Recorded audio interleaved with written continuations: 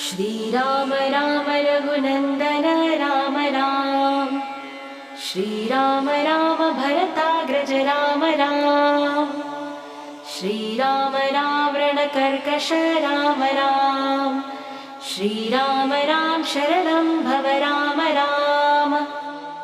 श्रीरामचन्द्र चरणौ मनसा स्मरामि, श्रीरामचन्द्र चरणौ वचसा गृह्णामि, श्रीरामचन्द्र चरणौ शिरसा नमामि, श्रीरामचन्द्र चरणौ शरणं प्रपद्ये।